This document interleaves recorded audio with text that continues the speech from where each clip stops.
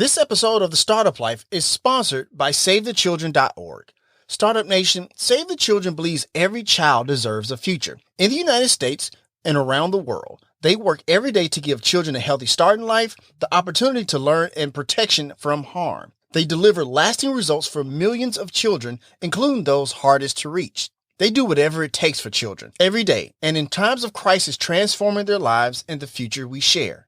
Startup Nation, right now, the coronavirus is the biggest global health crisis in our lifetime. It threatens children in every way.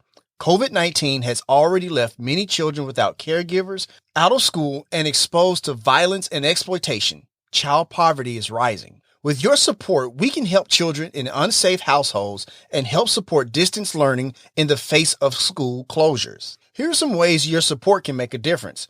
For just $5, you can buy a baby's first book, providing comfort and inspiring lifelong learning. And for $25, you can serve a nutritious breakfast and lunch to 5 out-of-school children in need. And there's many other ways you can help support Startup Nation. So go to SaveTheChildren.org/SaveKids or www.savethechildren.org/SaveKids. So if you're ready to make a difference, Startup Nation, remember SaveTheChildren.org. Make the change for children.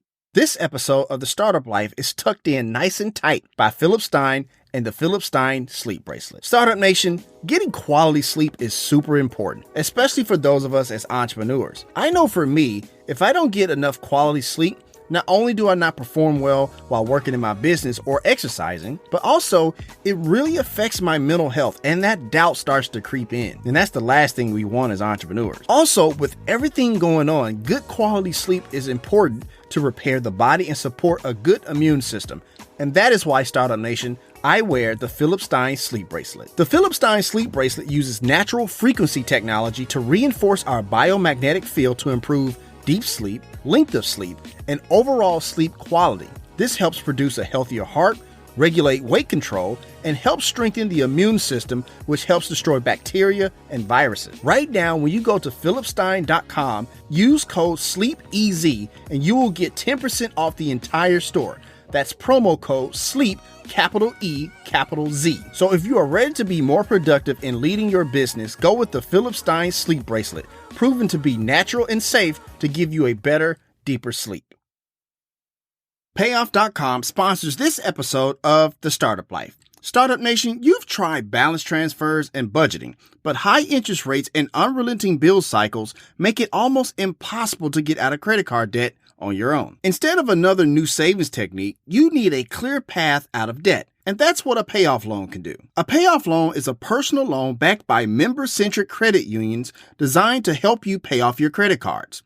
With rates as low as 5.99% APR and loan amounts up to $35,000 with no hidden fees and personal customer service support from Payoff to help you reach your financial goals. Some of the benefits of a payoff loan may also include a personal credit score boost, 1 monthly payment, and savings from lower interest rates. Go to payoff.com/the startup life to learn more. Checking loan rates won't affect your credit score. And if you listen to the replay on the podcast, the link is there in the show notes. Try something new. Pay off your credit card debt with Payoff. NMLS ID number 1396805.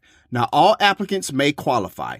Loans only available within the United States. Loan is not available in all states. Payoff works with lending partners who originate the loans. Additional terms, conditions, and eligibility requirements may apply. More information is available at payoff.com/the startup life.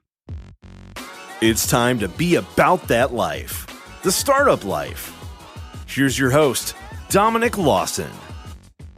All right, Startup Nation. So I hope you're ready to see some value today. We got our big time guest in the building today. We got Kelly Glover, CEO of the Talent Squad. How's it going, KG? It is going so good. How are you, Dominic? I cannot complain, ma'am. Are you ready to pour some knowledge into Startup Nation today? Yes. All righty, let's do it. As always, Startup Nation, my name is Dominic Lawson. This is the Startup Life Podcast, and it is powered by the Binge Podcast Network. So first things first, KG, let's set this party off right. Tell us about your origin story and your path to entrepreneurship. Okay, so my origin story starts in Australia. You might be able to tell from the accent that just a little bit. I am Australian, but What you don't know is that I actually went to college in Ohio. So behind the accent, I'm a bobcat. Okay. I ended up interning in Los Angeles for Miramax Film Company, was a celebrity entertainment reporter, talent agent, got into broadcast radio and hosted a syndicated love song dedication show, and finally landed in podcasting. And now I run the Talent Squad, which is a podcast guest booking agency.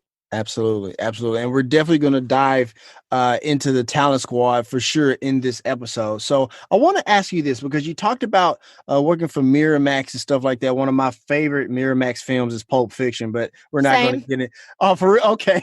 Awesome. Yeah, that's one of the reasons I ended up going there. I kept seeing the title on the front of films back in the 90s. And I'm like, I want to work for this company. I want to work for this company. I want to work for this company. And so, yeah. Okay, cool deal, cool deal. So I want to ask you this before we move on. Tell us a little bit, because we always hear things about Hollywood and stuff like that. What are one of those 1 or 2 things about Hollywood that people really don't know or don't realize? It is a business. It is a machine. You can learn a lot from inside the structure of the machine. Gotcha. And people see the glitz and glamour, and that's what it is as the package. But at the end of the day, it is a product. So we enjoy the product of entertainment, but make no mistake, it is the business of show. For sure. For sure. Thank you for sharing that. Now, you talked about being, a celebrity reporter and interview and things of that nature. Kind of talk about how you prepare for those interviews and talking to those celebrities about their project or their adventures or initiatives and things of that nature. Kind of talk about that process a little bit, if you would. Yeah, so preparing for a celebrity interview is a little bit different than preparing for, say, a podcast interview, which is what we do with our clients and what we're doing now. Sure. And the reason is, again, it was a little bit of a different era. And that's because a celebrity is doing, if they're doing a movie premiere, a roundtable, a one-on-one, a press junket, a press conference, they are there to sell the movie, and they have a team behind them telling them what they can say, what they can't say. And they may do 50 interviews in one day. And those 50 interviews can be anywhere from 60 seconds if you're grabbing someone on a red carpet to 15 minutes, or if it's a one-on-one, it could be 20 minutes if it's a deep interview. So they are not so what you need to do as an interviewer is, we call it breaking the tape. And the reason for that is they are answering the same questions all day, every day. They're talking in sound bites. They're talking about the same thing. But as an interviewer, you want to get something different. Otherwise, you're taking back or writing a story with the same quote that everyone else has. And that's not news. That's not a story. That's not something you can separate. So your goal is to do your research on the person. So you're not asking, oh, what was it like working with The Rock? Or what funny thing happened on the set? Or what do you think about the plot? Or, you know what I mean? Like, they're boring questions you can ask anyone, anytime, any day. And all they're going to do is press play in their mind, and they're going to spit out the same answer they've given to 50 people before you. So you have to figure out how to ask a question to that person that is going to get a different response. And if they like you and like the question, they're going to spend more time with you, and they're going to give you something special. Absolutely. So you need to figure out what it is that will break the tape. And you'd be surprised how many people, I'm talking Oscar winners, that would say, wow, you've really done your research. And even their voice will go up, their demeanor will change, because they don't get that so often, where someone will take the time to really look deeper and ask beyond, so what was it like sitting in makeup for 6 hours? For sure. Absolutely. Thank you for sharing that. That's one of the things we really do talk about here on the Startup Life, about that show prep or that interview prep, as you put it. So I definitely wanted to see how it works from the Hollywood side, compared to the podcasting side. So thank you for sharing that value, for sure. Yeah, and I think the concept of breaking the tape actually can be used in anything. Absolutely. When you're talking to somebody at a conference, when you're on a podcasting interview, when you're going for venture capital, when you're when you're pitching a proposal, you can apply that breaking the tape concept to anything, because people are people, and it doesn't matter if you're Chris Hemsworth or whomever. If you find something different, they're going to instantly like you, because they know that you know that they're a real person and not just a machine. For sure. Thank you for sharing that. So I want to ask you about this, because you're, the founder and CEO of the Talent Squad, where you help, get authors and entrepreneurs out there on the podcasting circuit. So I want to ask you this, what makes for a great podcast? What's the anatomy of a great podcast in your opinion? Oh, a great podcast. Well, it's any number of things. And I listen to all kinds of podcasts, as I'm sure we do. Like right now, what is it? 197 million Americans, 51% of America have listened to a podcast. So it's in the mainstream. What I think it's what it used to be in radio called driveway listening. If the show is so interesting that I don't want to stop listening to it or get out of the car, which podcasting is portable, you can these days. Right. But if I want to keep listening to it and don't want to turn it off and wanting to keep binging, that's a good show. So obviously you want good audio. You want the host to be interested. You want it not to go on and be as interesting as possible for the duration of the show. And some people can do that for 2 hours. Others can do it for 10 minutes. So it's running the quality of the show as it is to you, as opposed to sticking to the rules of what others say is great.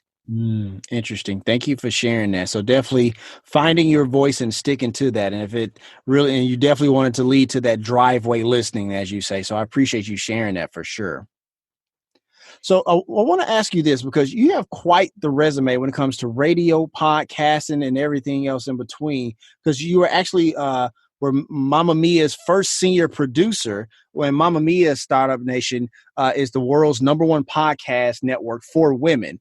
And you've actually done award-winning work there in Australia, having a branded podcast, winning an award and things of that nature. I guess, talk about the producing side of podcasting, like finding the right talent and coaching that talent. Kind of share with us a little bit about that. Yeah, so I produced, I think it was 8 podcasts for Mamma Mia. The one you're talking about was called Hello Bump, and that was a 12-episode series for one of the 4 big banks here in Australia. So the US equivalent would be like a Chase Bank or something like that. That was a mid-6-figure podcast. So to win an award for that was pretty awesome. And what you do as a producer is they come to you with a brief and say, okay, we want you to make a 12-episode series from conception to birth, go at it. So from that point, it really is from concept to completion. So you've got to say, okay, what is in each episode? What is the structure of the episode?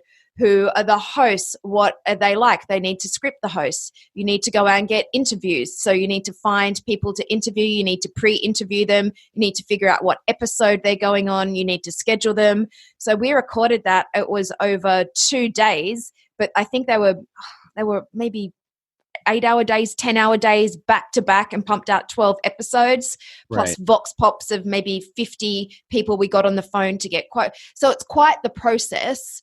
So you need to prepare your on-air talent.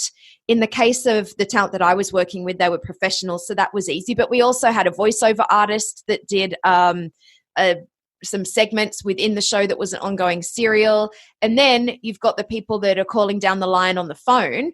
They're a different kind of talent to the expert talent that comes into the studio or does remote. So when you're talking about preparing talent, there's radio talent, in-house talent, expert talent, and regular listener talent. And everybody needs to be treated in a different way because their expertise and use within the show is different. Got you. Thank you for sharing that. Did you ever have to kind of manage egos between in-house talent and expert talent and things of that nature from time to time? Oh, absolutely, all the time. And that's part of the game, right? People coming from radio walk out on air all the time, get fired all the time. And it's hard giving feedback to somebody because it is so personal. It's you, your personality, and your voice. So as a producer, giving feedback to someone to change their performance or do something a bit differently as what they're thinking is right is not necessarily the nicest thing to receive. So you sometimes have to, it's a bit of a hard pill to swallow, but you're there for the show and the audience. So it's just something that you have to do. For sure. Thank you for sharing that. I appreciate all of that because I'm always fascinated, with producers, whether it be podcasting or movies or radio and stuff like that, because it seems like it's such an involved type of role that you have, because you have to manage this, and you have to manage that, and you have to make sure there's funding for it and all that great stuff. So I appreciate you sharing kind of behind the curtain scenes, if you will, Kelly, for sure. Yeah. So you know what the end result needs to be. And as a producer, it's your job to extract that, because you know what's going in every episode, and all the people you're dealing with don't necessarily know the full series arc or even the episode arc. So you will be guiding them at some points to get them to say, or you need them to go in a certain direction because it needs to fit with the piece of the Tetris puzzle. So it really is getting to the point. So when I'm talking about doing those interviews with people, I could do a 20-minute interview and it might end up being a 7-second soundbite, or it could take me, if it's a regular listener telling a birth story, to get to the point of them telling me after 20 minutes that they actually stole their placenta from the hospital in an ice cream container and then put it in the freezer. Like, that doesn't come in the first 30 seconds of conversation. Right. So that might take me half an hour to find that story and get it, and then turn it into a 7-second soundbite. And then that person, I might bring them on the show. And if I do bring them on the show, well, I need to prep them to go on live with the two hosts to make sure they bring it during that 7-minute segment. So that's preparing them for that. And it's also preparing the host, but not to the point where they know what's happening. So they're a bit surprised. So we get that authentic reaction on air. So it is a lot of crafting the story in advance while still letting the people bring their best and have an authentic on-air element. For sure. Definitely a balancing act, it sounds like, for sure. So I want to ask you this, because look, in this day and age of podcasting and being an author and writing books and things of that nature, everybody wants to be an influencer or thought leaders, if you will. And I know you have a piece on your website, the talentsquad.com. There's a link, Startup Nation, in the show notes for easy access to check out that website. You have a blog piece that talks about the 3 types of thought leaders. Kind of share with us a little bit about those 3 types of thought leaders and what inspired that piece. I'm kind of fascinated to hear about that. Yeah, so the 3 types of thought leadership was inspired by everyone saying they are a thought leader, but you aren't. But I don't necessarily think that's the case. So, and there are types of thought leaders. Do you have a specific one that you want to talk about? I guess I was curious about the third one, where it's kind of like a balance between a person who's experienced, but also has those data and the facts to kind of back up, what they're talking about. Yeah. So if you're a thought leader and you're going out there saying this is something new, sometimes you have to go against the grain, right? But you also have to prove it. So you can't just say something without having the data to back it up putting your hat in the ring and saying, I think this, but you know what? I think this is going to happen, and put it out there. Mm-hmm. And I think that's important in this day and age where we have a lot of information and content out there that often has been deemed later on as credible, but before that, not credible. And before that happens, there's been a bit of damage that's kind of been done because people have taken this piece of information and kind of ran with it. And so that's kind of why I wanted to ask you about that. Yeah. So with the thought leadership on the data driving aspect, what it is that you can also create your own data and say, I've done this research and this is what I found it. Obviously, the research has to be with more people than your next door neighbor and your mom. You know what I mean? So people will come out and say, I've done this with this many people and this is what I found. So it's your own proprietary data, and you can put it out there in a press release and or blog post and say, at the Talent Squad, we interviewed 1,000 people and this is what we found. And then that makes your own content and your own little case study. The other part of being a thought leader is that you can be a visionary. So that's what nobody else is talking about but should be. So if everyone's saying the same thing, that doesn't necessarily make you a thought leader. You can be a leader in your field, but if you're not saying something original, you're out the front and you're getting in there before everybody else, it doesn't necessarily mean you're a thought leader. It can mean that you're an expert. So it's often about being a futurist and making bold predictions and going against the grain. And they're always in front of the industry trends.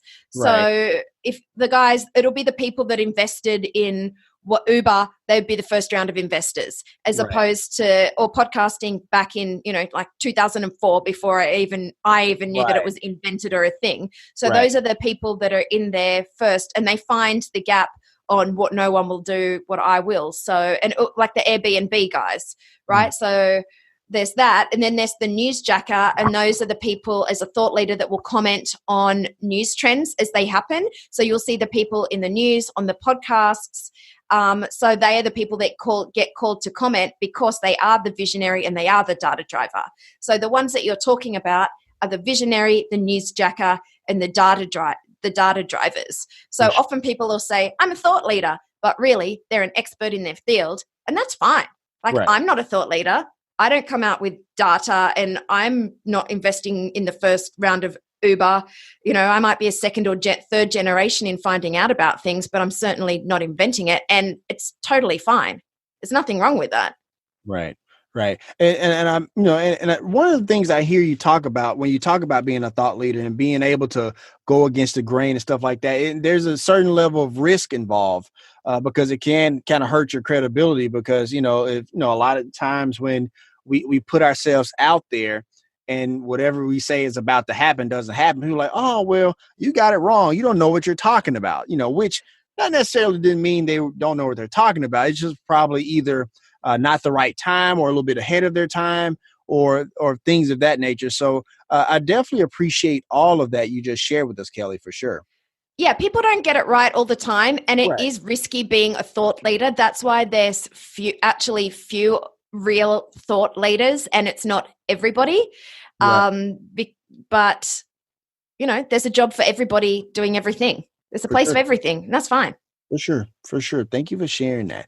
One more piece of content I wanted to ask you about from the blog was about publicity for authors. And I imagine you probably go through this all the time, but when you start off the piece talking about the original author's goal was to sell books, but the actual author goal is to kind of sell themselves. When you have those clients there at the Talent Squad, kind of talk about shifting their mindset from selling their books to selling themselves more. Yeah, that's exactly what it is. And it's because you've written the book, you might have taken years to write that book. It's got everything in there. There's so much information. So you think, okay, I need to go on a podcast book tour or any kind of publicity PR campaign for your book. But actually, if as a publicist, if I go to market and say, hey, I've got someone that wants to come on and talk about XYZ book, they don't care. They care about the content of the book that is solving problems for their audience, and the author as the person who is sharing that message. It's not about the book. The book is evidence of your expertise and ability to solve the problem. So essentially you are still promoting the book, don't get me wrong, and it is a book tour, but it's just like you said, it's changing the mindset and the approach and going in a different way. Because if you say, hey, I'm here about my book, blah, blah, blah, so what? But if it's, you've got this problem and this is what I see happening and this is the solution, and you can show your value, and the person is going to see you as an expert in your field. And by the way, I've got a book about it, because we know that there's multiple touch points for someone to buy something from you. What it's probably going to do is it'll expedite the know, like, and trust factor, get them into your ecosystem. So they might not buy the book the next day from seeing you or on TV, hearing your podcast. People buy from people that they like, that have solutions to their problems. So it is the first entry point. And the way I invite you and other authors to think about it is, if you saw someone for the first time or heard them for the first time, are you likely to go out there and pay $16.95 for a book? Or are you going to be like, okay, yeah, let me find out more on your Facebook. Let me find out more on your Instagram. Let me read a few blog posts. Appreciate all of that for sure. I want to ask you this. Let's kind of talk about the business of podcasting just a little bit, if we could, because I know you started your first podcast in 2007. And for many of us in the podcasting world, this was a time in 2007 when they talk about podcasts where your next door neighbor told you they was recording some stuff in their garage, and you just thought, oh, that's kind of cool, whatever, right?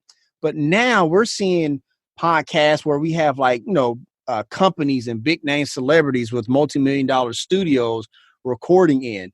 When you think about podcasting, but 2007, and then fast forward 12 years later to now, did you ever see podcasting heading in this direction? No. One word, no. I had no idea. So Right. in 2007, I got into it because I was starting out in community radio. Mhm. And what we did, and at the time, I think many cases, was that it was your radio show. You take out the commercials and you take out the music. So it was a truncated radio show, and it was so complicated. It was like 6 pages of instructions, and good luck if it actually worked, and it would take hours to upload. It was a nightmare. Right. And that was the beginning of it. Now you have a platform like Libsyn. You record a file, upload a file, attach it. You're done. You got a podcast. Guess what? It's now live. It's amazing. And having been an on-air radio announcer, I know that people were laughing at me saying, this chick's going into podcasting. She's mad. It's so amateur. And the tables have turned in the last few years, and it's so amazing at all the niche shows and the big shows and the on-demand. And it is even in the last 2 years. So I got in early producing and then started booking, I think in about 2014, and then opened up my own agency in 2017. And so I've been to maybe 4 podcast movements, which is the annual podcasting conference. Right, down in Florida, correct? It moves every year. So in 2020, it's in Dallas. In 2019, it was in Orlando. Right. Yes, it moves around. And just the people that I've seen come through the door in the last 4 years have changed. And the vendors everything is changing so quick. And we've reached tipping point. Like I said, 51% of Americans have listened to a podcast. 70% know what a podcast is. And I think it's something like 66 million listen to a podcast every week. So those numbers are huge. Right. Thank you for sharing that. But it used to be your next door neighbor under a blanket, some old guy, and you think he'd be talking about Transformers. Absolutely. That's what you thought it was, like a ham radio version. Right. And now you've got like Reese Witherspoon or all these different people have Shaq. Everyone has a podcast now. Shaq, T.I., the 2 ladies from The Office just started a podcast, and it took off like gangbusters. So yeah, I definitely know exactly what you're talking about. Let me ask you this, because there's many articles about podcasting, and one of the things that I often hear people talking about is, where is the state of podcasting? Some people say we've just scratched the surface. Some people say we're in the golden era. And some people, Kelly, say that like we're getting close to a podcast bubble that's about to burst. So where do you see this craft, this industry of podcasting heading in the next couple of years? I think there's a couple of ways to think about this, to think about it as an industry, and also to think about it as a medium. People are thinking there's a podcast that equals audience, that equals downloads, but it's actually much bigger than that. If you think about the on-demand portable audio listening, think about it as well as internal podcasts for corporations. So I often think I'll be driving along and I'll see a UPS van and think, okay, well, all those employees are on the road. They're all across America. And what if there was a consistent training where those people could listen to everything and they could get the CEO in their ears for 10 minutes a week? That would be game changing. Right. So I think that podcast as a medium is going to be applied in different ways for, so for human resources, training, education. So I think that it'll be used in that way. Yeah, I think the gap is widening from amateur to celebrity, and we're seeing money come in, and it was branded podcasts that were big, and now it's celebrity, and everyone's talking about the Netflix of podcasting. Right. So do I know? Like I said, I'm not the thought leader. I'm not the futurist. I don't know, and it's a guess at this point. But to think an industry is in the golden era when it's just kicked off is pretty crazy to me. Gotcha. Imagine when radio first happened, or TV, or any other medium, if a few years in they're like, oh, this is the golden era. Well, you have no concept of what that's going to be in 10 years. When they started TV, they had no idea that it was going to turn into streaming and Netflix. They didn't even know it was going to be color TV. Right. That's true. So how can you project something where, and for podcasting, for an example, when I went to university, podcast wasn't invented. Facebook wasn't invented. No one had a mobile phone. No one had the maps on their phone. So to project something that has yet to be invented is, I can't fathom it. For sure. I would definitely have to agree with you, KG, for but sure. I'm optimistic. Right. And so what? And so what? You can still use it for your own benefit. So my question to you is, if something like that does happen, is that going to change your show? No, you're still going to push out your show because it's awesome and it's valuable to your audience. So Dominic, what does it matter if you're doing what you're doing and you're giving value and people are enjoying it? For sure. And that's definitely how I see it. You know, a lot of people say that they love podcasts and they say that they love our show. And honestly, that's kind of why we do it. That's definitely why we do it. So I appreciate you sharing all of that for sure. So I want to ask you this before we go to break. What does your average day look like from sun up to sundown? Be as specific as possible. Okay. Well, first of all, I'm up well before the sun gets up. My alarm goes off at 3:30, but I'm one of those people that wake up before the alarm goes off. Gotcha. And I'm out the door usually at 4. And I get a coffee from the 7-Eleven on the way in, if you want to be hugely specific. And then I come into the office and record a few podcasts. I like doing it quite early. I'm in Sydney at the moment. Gotcha. I go to Australia for the summertime. I skip out of the US winter and then I go back in February. So I live a remote life, and then I work till about 2:00 doing all the things. And then when my brain switches off and I call it getting drunk speak, I start noticing I get tired and start slowing down on my speech because I'm quite high energy. Gotcha. I think, okay, time for a rest. Let's move on. And then I'm in bed quite early at about 9:00. Gotcha. Thank you for sharing all of that for sure. So we're going to go ahead and take a quick break. How you like being on the Startup Life so far? Oh my gosh. Startup Nation, you're amazing. Dominic, you are amazing. I'm loving it. Thank you. Thank you so much. All right, Startup Nation. So we're going to go ahead and take a quick break. We got to pay some bills. Once again, my name is Dominic Lawson, and you're listening to The Startup Life.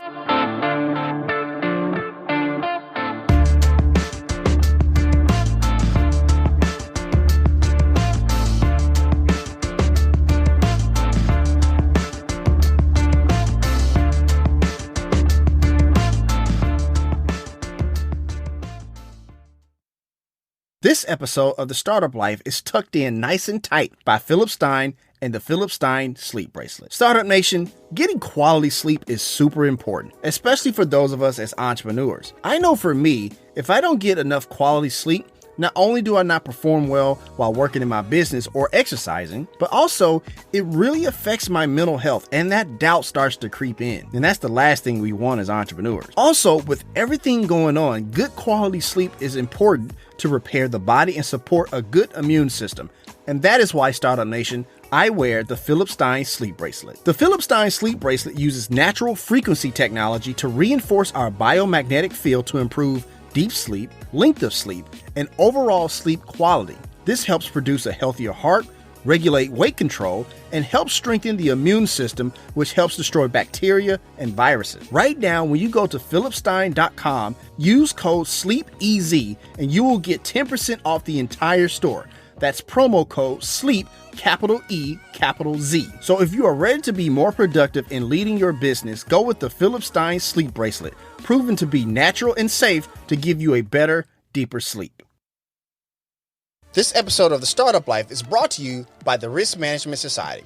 Startup Nation, the Risk Management Society, or RIMS, is a global organization dedicated to the profession of risk management. For nearly 60 years, RIMS has delivered the latest strategies and resources that allow risk professionals to grow, innovate, and succeed in any business. RIMS works with industry leaders to produce content and online training that business professionals turn to. Topics include business continuity, cyber risk, risk management techniques, the fundamentals of insurance, and more. There is also a private members-only site where people can discuss sensitive issues and get honest answers. Members have been leaning on each other as we all navigate this global pandemic. If you're concerned about the safety of your employees and the sustainability of your organization, you need the resources and connections RIMS provides. Learn more at go.rims.org/startup life. If you're listening to the replay on the podcast, we have a link there in the show notes. You can save 25% off a year-long membership. So if you're ready to get the resources and strategies you need to manage risk, go with RIMS. and join their global network of over 10,000 members across more than 60 countries.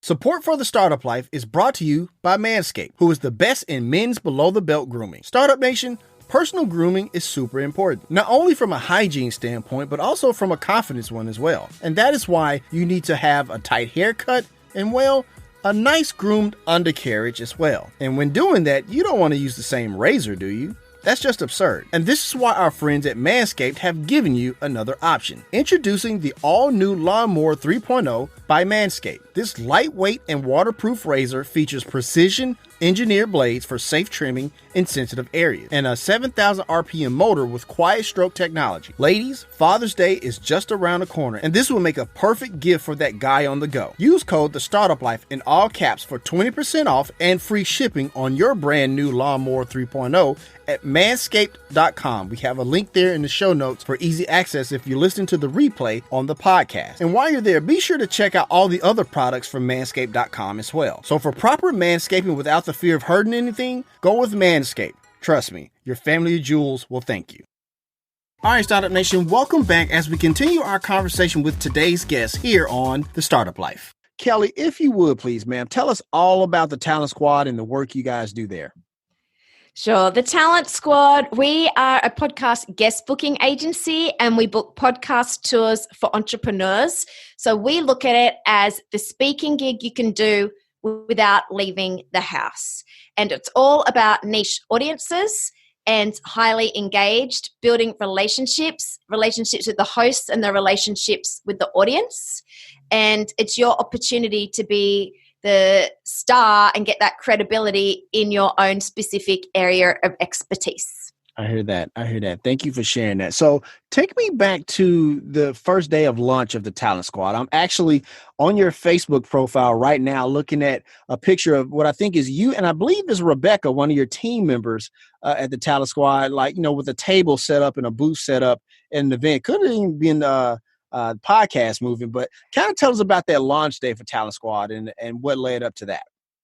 It was at Podcast Movement, okay. And it was the one in Anaheim. So I think that was 2017. Okay. And I had left Mamma Mia, the producing job, launched the own company, and I went straight to Podcast Movement. Mm-hmm. And we set up our table, and that was it. And we got our first client from Podcast Movement. So that's pretty much it with regards to the Talent Squad.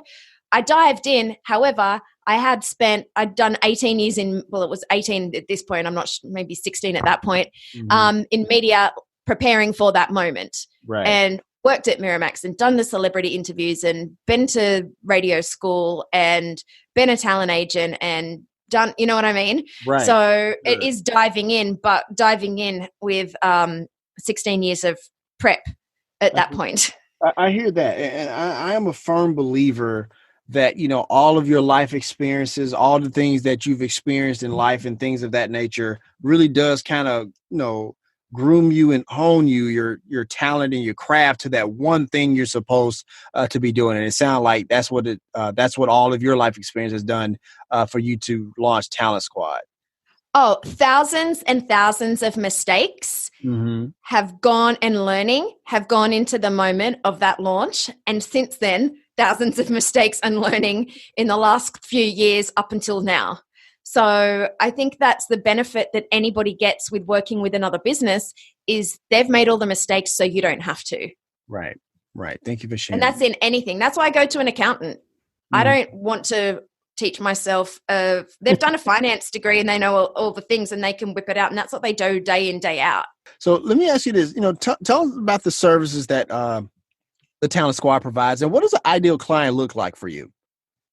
Yeah, so we mainly work with entrepreneurs and authors and we do podcast tours. So we work with each client individually. We're a very boutique agency and then we help you with your one sheet, your online press kit, your messaging. So we don't just book you on the show. It's all the strategy and also consultation that goes along with it because we find a lot of authors and entrepreneurs, they are an expert in their field or they've written the book, but then they don't quite know how to package that expertise into topics and talking points and take it to market.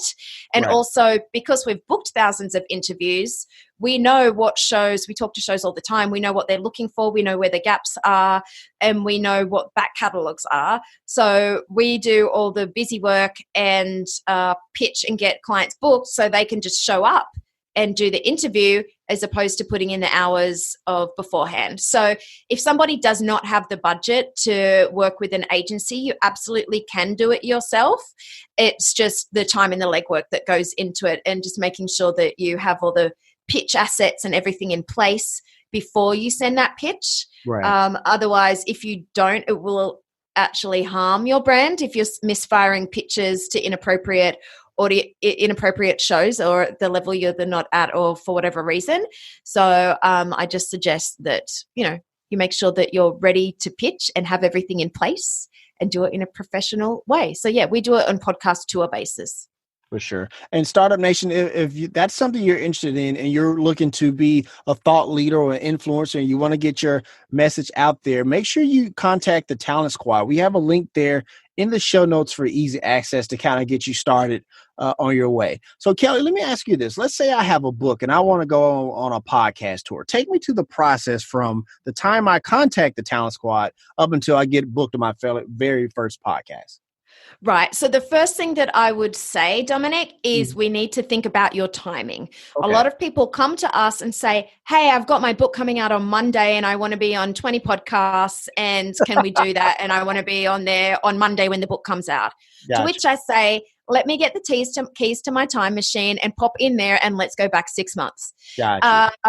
So, and that's exciting. I think people like to think, okay, the book's finally finished, now I can do it. But really you need to think about it before, at least 6 months before. Gotcha. With podcasting, as you would know with your show, you've got to get the pitch ready, then you pitch, then the host says yes, then you record, and it could be the record could happen the next day, it could happen the next month, it could happen in 2 months. Right. Once the record happens, the show could come out the next day, or it could come out in 2 months or 6 months. Right. With podcasting, every single show is its own media outlet and has its own schedule. Absolutely. So you really need to have a lot in the pipeline in order to request specific dates if you're looking to launch at a specific time around the launch of your book. So I would recommend doing it well in advance. So we do discovery sessions, like I said, to find out your expertise, your topics, your talking points, who you're talking to, the ideal show, and also your call to action, which is really important, and interview techniques. Because we can book you on the best show with the best targeted audience, but if you don't nail the interview and then have the pipeline with nail the call to action and the pipeline on the other side, it's not going to convert in the way that you want to. So that's something to work on as well.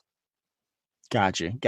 I'm glad you pointed that out, because that piece about doing the work on the front end, I think it's lost a lot of times, because you're right. I get solicitations for people wanting to come on the show quite often, and I tell them like, yeah, he sounds amazing. I would love to have him or her on the show. And then but I tell them ahead of time, like, look, I'm pretty booked. I'm pretty popular about people wanting to come on the show, which means that, like, it may be a while before it comes out. And then they kind of have a puzzled look on their face. And it's like, well, how come I just can't get out tomorrow? Well, we don't want to jump in front of everybody. But you're right, though. That work on the front end does help that thought leader or author for sure. Yeah, and I think there's a few things in that. You've just said so many amazing things there, Dominic, and I want to pull some of those out. Sure. So the first thing is, you're a guest on somebody else's show. You don't run the media agenda. You're the guest. So you're at the behest of the host. So you can request, say, hey, I've got my book coming out.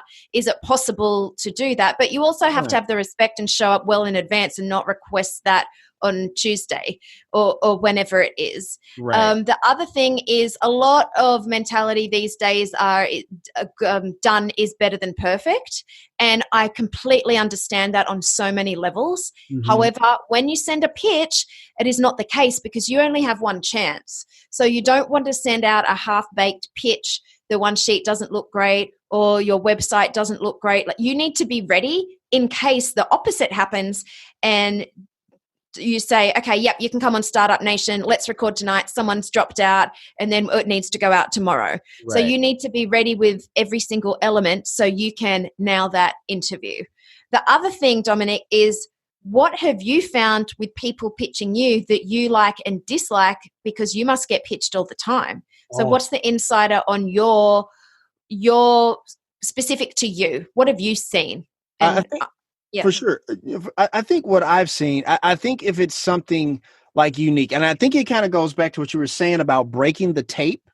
I think for me, when I find something, when people pitch me about either a publicist or the person themselves say, hey, I would love to have this person on the show, or I would love to come on the show, I'm instantly thinking about how fast or what angle can I take with that guest.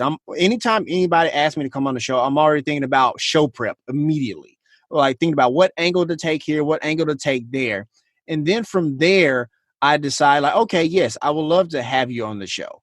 And so that's kind of what I start with. If they get a little pushy and say like, hey, we need to have this done now, I do kind of get a little taken aback, if you will. But I really do start with, if I think I find an interesting angle, I start there. And if I find an interesting angle, like, oh, yes, we would love to have you on the show. Yeah, well, I would say that it's the show booker's role to provide you with sample angles. For sure. And so you shouldn't have to come up with that research and pitch that. They should be presented to you by a podcast booking agency in the first place, and or whomever is booking you. For so sure. you can decide. I'm not saying you have to go with it. You don't, but it's Right. like, oh, okay, well, they talk about, it should be very clear and you should have a number of angles. And so the one sheet is, you've got your headshot, you've got your name, you've got your bio, you've got talking points, you might have sample questions. And then in the media vault, the online press kit, that would have interviews that you've done before, and it would have all the assets in there. So as someone who's pitching a show, it's our job to make it easy, your job easy, so you can quickly go through in 5 minutes instead of taking half an hour, because otherwise that's just an instant no. Right, and, gotcha. And how many times do you get pitched a week or a month? Do you have any numbers on that, Oh, Dominic? I get pitched at least 4 times a week. At least 4 times a week. So roughly 16 times a month I get pitched. Okay. So that's 200 a year. You're already in competition. It's not I think the mistake people make is thinking podcasts are low-hanging fruit and an easy get. But You're even that, right. That is even so that's true, Kelly. 200, even that's 200 people. And if you do a weekly show, 52 episodes, well, you're already competing against 150 other people. Right. Absolutely. And that's what I try to tell people. It's like, look, I get a lot of requests all the time. And while I do accept a lot of them, there are a few where it's like, no, I can't, there's not anything there. I don't feel a spark, if you will. So no, you're absolutely right. I definitely agree with all that for sure. And what do you like and what do you not like about the way that people pitch you, contact you, content, guests? Tell us, because this is hugely valuable. No, for sure. I think what I do like you said before, and we've had past guests on the show from the Talent Squad that we've loved, Mark Roderick, P. Lundberg, and Brendan Lundberg, and people like that from the Talent Squad, which we're very grateful for. We do like that they've had angles and stuff like that, but it's just really just something that if it's relevant, like to something that's like, in the news or something that's relevant, but also evergreen. If I can take it and make it evergreen, that's important to me. What I don't like is like the pushy behavior and stuff like that. And if they don't ask me, because I can't tell you how many times I get people who they ask to be on the show, but they don't ask to be on the show. They just say, oh, this person's amazing. This person's great. They've done this, they've done that. And that's it. And so it's like, okay, are you wanting to come on the show or are you just telling me that they're amazing? So that's some of the things that I've kind of walked into. Now, most of these people don't come from booking agencies such as yourself. They're usually like a startup, like they're just doing it, or they're a publicist and they're just kind of doing it on their own. And I may be one of the 1 or 2 people that they first reached out to. Like you said, like they think podcasting is low-hanging fruit. So that's kind of some of the stuff I don't like, Kelly. Yeah, well, I think it's different with podcasting because for me, it's an honor to be on a show because usually people are entrepreneurs and they have their own thing. So they're doing it in addition. Right. Also, you're putting your time and money into it. I know that there's editing. I know that there's show graphics. I know that you're recording. Right. I know that there's hosting. I know that you're going to put it out to your audience. I know that you are lending me your audience for this period of time. So I need to do the best that I can to give them that because I don't take that for granted. Right. So I think that podcasts aren't low-hanging fruit. I think it's the opposite, and they're highly curated, valuable little golden eggs and should be treated as such, you know? Absolutely. I think that there's a lot of respect that goes into someone that pushes out 52 episodes a year off their own bat. So I think that like you said, it's a different mindset, and you don't know until someone says that. Right. So why people just think, oh, it's the guy sitting on a microphone in his house pressing record. Right. But there's actually a lot more that goes into it, right? Absolutely. Absolutely right. And did I answer your questions okay? Because, I know I was just kind of sharing some of my thoughts. Did that make sense what I was answering? Oh, absolutely. And I think it's valuable to know what our host actually thinks. Absolutely is. I run the Talent Squad. We pitch people all the time, but nothing beats direct feedback from somebody who is getting pitched and what they like and what they don't like. And one thing else that you said in there is people tell you how great they are. To me, so what? Who cares? Everyone has something. Everyone's great. It's not about you and how great you are. It's what can you do for me? What can you do for my audience? What's in it for the listener? I would never lead with, I'm so great and you should have me on the show. Big deal. It should be, okay, Dominic, here's Startup Nation, and I know they're interested in being guests on podcasts so they can, leverage their credibility. And I think that this would benefit them to know A, B, C, and D. Right. I haven't even spoken about myself. I've said, this is what I've seen your audience wants because, I saw it in whatever blog post or because I've had a look around and I've listened to your show and know what other people you've had on there. Right. So that's starting with what you can do for the show because it's actually about the audience, then the host, then you. Absolutely. That is so true. And that's why I tell Startup Nation all the time, this isn't my show. Now, granted, I pay for the hosting. I do the editing. I outsource the graphics and from time to time, but this show belongs to them, not me. I just host this thing and pay for this thing. So I appreciate you sharing that. I appreciate you asking those questions because there are many people who listen to our show and we don't often talk about that behind the scenes part that goes into how we pick our guests and stuff like that. So I appreciate you kind of turning the microphone on me a little bit. Oh, I love hearing what you've got to say. And also it's, again, you don't know. You watch TV and it's just all there. Right. And then you look at the credits and you see all the people that are involved. And now these days we know a lot more behind the scenes, but it is the same with podcasting as well, is you just hear the output and it sounds like two people having a quick and breezy conversation that's super easy and informational, but there's a lot that goes into it. And anything that sounds quick and easy and is edutainment actually is a great result because it sounds easy and quick. Right. So you've made it sound easier than it is, which is a result. For sure. Thank you for sharing all of that for sure. Let me ask you this, Kelly. If you could have dinner with anybody, past or present, that you just have dinner for like an hour and just kind of pick their brain, who would it be and why? Oh my God. That's the $1 billion question. At the moment, it's Lizzo. She's just at the top of my mind at the moment. Absolutely. That's just for fun reasons, not informational reasons. For sure. Otherwise, I would probably, I'm always a lover of Obama. Gotcha. For sure. I would definitely love to pick the brain of both of those people, Obama and Lizzo. For different reasons. But imagine having them together at the same table. Oh, Dominic. that would have been an amazing conversation. Yes. That would be an amazing conversation. Thank you for sharing that for sure. Let me ask you this. What's your entrepreneurial superpower and why, KG? I have the ability to talk to somebody and extract their expertise, repackage it, and send it back to them in a way they've never heard it before and make them sound amazing to themselves so they didn't even realize how awesome they were. That is quite the superpower, because that's one of those things where a lot of people have difficulty with repackaging content, repurposing content, and things of that nature. So I appreciate all of that for sure, KG, for sure. Yeah, I had a client the other day and he sent me all the things to get onboarded. And then I thought, there's got to be more here. I cannot believe that no. So then I spent an hour asking him, like I did with you, just asking questions. Mm-hmm. Come to light, he used to work for I'm going to get it wrong now. Is it the San Diego Chargers? Yeah. Well, they've just moved to LA, but same organization. Yeah, back in the 90s. And I'm like, that was your first job? You're an intern for them? That's amazing. Should have told me that. Right. And also Mamba, getting ready for the NFL combines. Right. I forget what the organization's, the full name of it is. And I'm like, what? What are you talking about? Like, you didn't tell me that?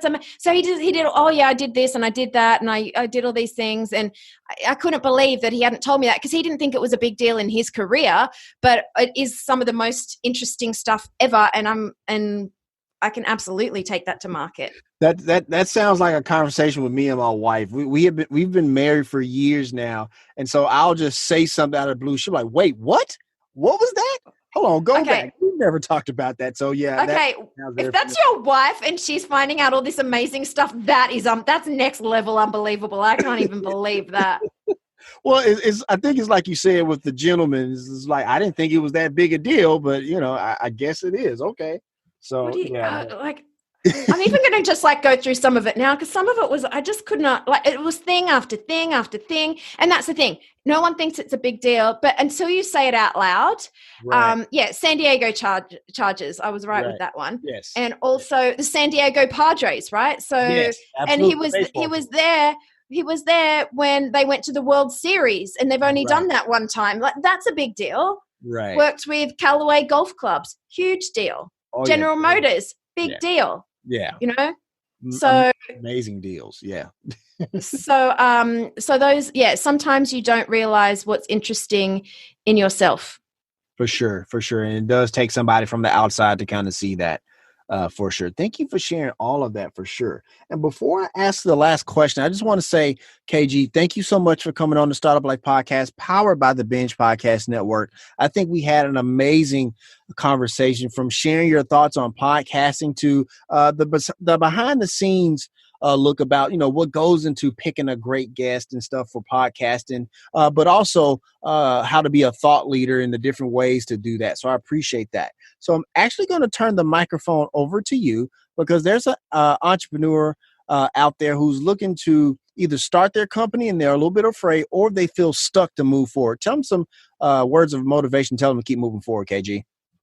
So I did say before that done is not better than good. And I just want to confirm that is just for getting pitch ready and pitching outlets. When you're looking in the bigger picture, absolutely, you should do that. The other thing is something someone told me recently, and I really took this to hand, is no, somebody doesn't have the right to say no if they don't have the power to say yes. And so many times we listen to the people that say no, but really, what's your opinion count if you don't have the power to say yes? And jump in a safe way. Like I did that with my business. So take that risk, but I'm a little bit cautious, so I wouldn't sell the farm on anything. Right. But I do say risk it for the biscuit. Risk it for the biscuit. I heard that. We're going to leave it at that. And that's going to do it for this session of the Startup Life podcast. Did you enjoy being on the show, Kelly? Yes. Awesome stuff. All right, Startup Nation. If you want to let us know what you think about our show, have an idea for a show topic, or would like to advertise on our show, send us a message on the Startup Life Podcast Facebook page. And while you are there, like and follow our page as well. It's a great way for us to engage with you, Startup Nation, and really grow our community. The link is there in the show notes. Subscribe to the show, as it can be heard on Apple Podcasts, Google Play, Stitcher Radio, Spotify, or even on your Facebook timeline or any other platform you like to get your podcast. If you are listening on Apple Podcasts and you find our content valuable, please give us a 5-star rating, as it will help us climb the charts and help more people find our show. You can also listen to the show on the Startup Life Podcast new website. There you will find the all-new Startup blog, where I write on many topics that are interesting and helpful to you on your path to entrepreneurship.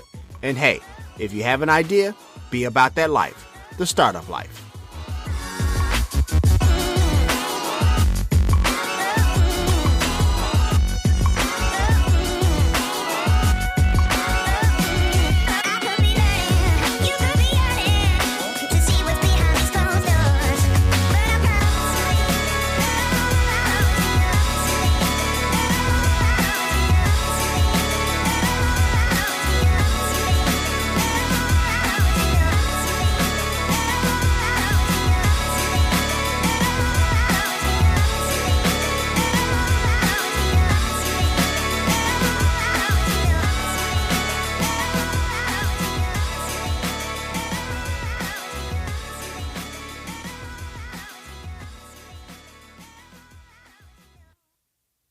Startup Nation, we tell you all the time that no one does anything great on their own. That includes starting a business or a nonprofit, or even becoming a thought leader or an influencer. My point is that you need a team to do it successfully and responsibly. And that is why you should contact DR & Associates. Danielle and her team provide branding solutions, along with digital and social media marketing that provide tangible results you are looking for. No matter if you are a Fortune 500 company or an author looking to make an impact, DR & Associates needs to be part of your team. They are one of the few firms whose leadership has been recognized by Google, which is proof of concept that they are very good at what they do. Contact DR & Associates today to grow your online presence.